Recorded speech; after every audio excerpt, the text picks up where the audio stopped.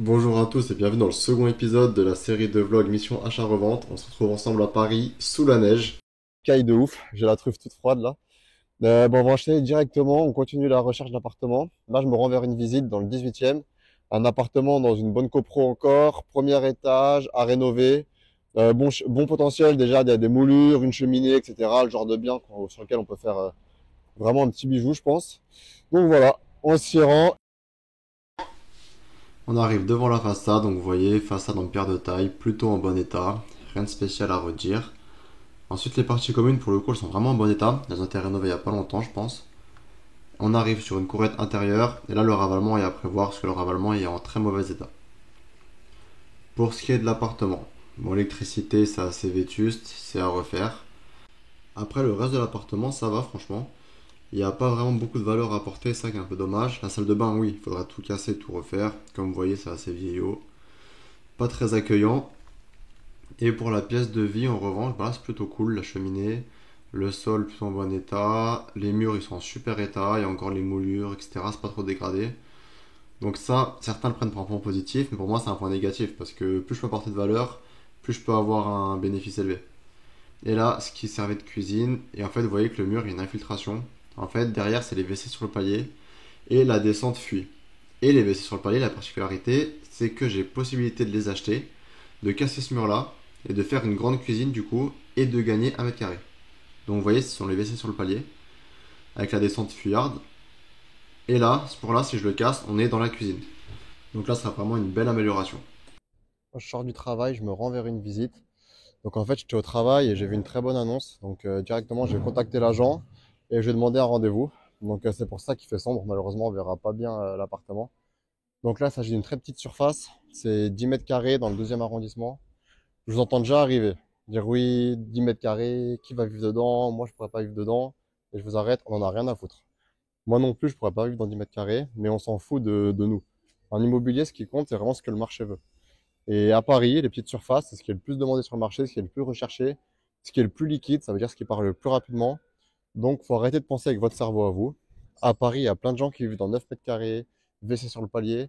Il y a énormément de gens qui sont prêts à acheter ce genre de bien-là. Donc, en vrai, il faut arrêter de penser avec nos critères à nous. Il faut vraiment réfléchir et se demander qu'est-ce que le marché veut, qu'est-ce que le marché recherche. Donc voilà, c'est un petit bien qui peut être intéressant. Donc, je m'y rends et je vous reprends après. On arrive sur la façade, plutôt cool, bon état, petit immeuble de 3 étages, c'est une dent creuse. C'est assez rare les immeubles de 3 étages comme ça dans Paris. Et pour l'appartement, donc l'agent m'éclairait parce qu'il n'y avait pas de lumière. Petit placard qui est pas compté dans la loi Carrez, mais du coup c'est cool d'avoir un petit placard qui prend pas de place comme ça dans le couloir. Et là voilà, un 10 mètres carrés, il n'y a pas grand chose à visiter, c'est une pièce carrée.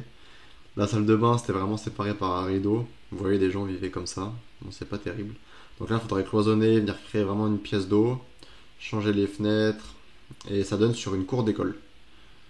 Ça donne sur une cour d'école avec une vue plutôt dégagée, donc ça c'est pas trop mal. Là c'est une courette intérieure. Le ravalement pareil, il est en bon état, il a été fait il y a pas très longtemps. Et là, on arrive sur le gros point noir. Ce sont les parties communes qui sont vraiment dans un sale état. Là, ça faisait vraiment très très peur. Sur la vidéo, ça rend pas encore vraiment aussi, aussi affligeant que dans la réalité. Mais dans la réalité, c'était vraiment, vraiment, vraiment très très vieux et très vétuste. Bon, les amis, débrief des deux visites. Donc, les deux visites sont bien passées. Et là, je suis très content parce que sur deux visites, je vais pouvoir envoyer deux offres. Des fois, c'est un peu frustrant. On visite, on visite. Et tellement que les biens, ils sont éclatés, ou il y a des problèmes, ou des choses qui sont pas intéressants à la revente, et ben on fait pas d'offres. Donc c'est vraiment encore plus frustrant. Et là, ce qui est bien, c'est que j'envoie des offres, pas mal d'offres, donc ça nous rapproche un petit peu plus du but. Donc j'ai estimé un petit peu le prix des offres que j'allais faire, le montant des offres que j'allais faire. Donc pour le premier bien, celui qui faisait 19 mètres carrés, j'ai estimé le prix de vente à 210 000 euros.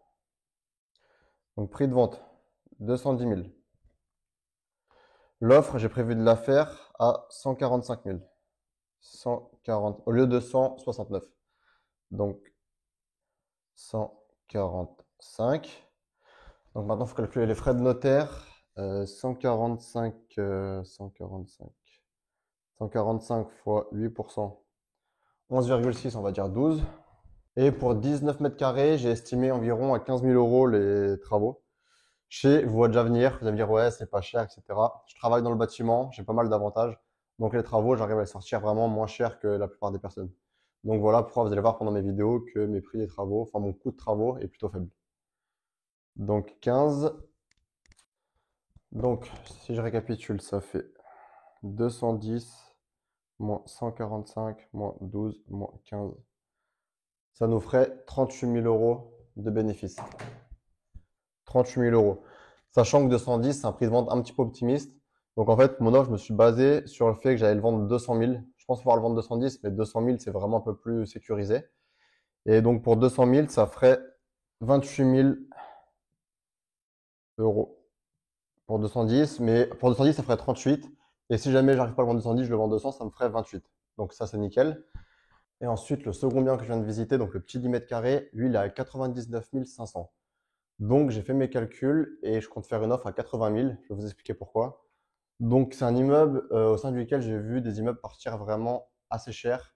13 000, 13 500 du mètre carré. Si on fait le même calcul, en l'estimant à 12 500 euros du mètre vendu. Donc comme il fait 10 mètres carrés, ça nous fait un prix de vente à 125 000. 80 000 on a dit. 80 000, les frais de notaire, ça va être environ 7 je pense. 80 fois 8%. Ouais, 6,4, on va dire 7. Notaire, notaire 7K. Et travaux 10 000 euros. En fait, vous voyez que le prix au mètre carré des travaux, il est plus élevé ici, parce que sur des petites surfaces, il y a des frais qui sont incompressibles. Un chauffe-eau, c'est un chauffe-eau, une cuisine, c'est une cuisine. Donc sur les petites surfaces, c'est vraiment incompressible un petit peu les travaux, donc ça monte un petit peu plus. Donc, si on refait le même calcul que tout à l'heure, si mon offre à 80 000 passe, donc 125 moins 80 moins 7 moins 10. Et là, vous voyez, ça me fait 28 000. 28 000. Sachant que 28 000 par rapport au prix d'achat, en termes de pourcentage, c'est très très bien. Le problème, c'est que comme c'est un petit montant, je pense qu'il y a pas mal de gens qui vont jeter dessus avec des paiements comptants. Moi, je ne peux pas payer comptant, j'ai pas 87 000 euros cash dispo. Donc, je vais devoir faire un prêt. Ce qui me dérange un peu sur ce bien, c'est les parties communes. Les parties communes sont vraiment ravagées.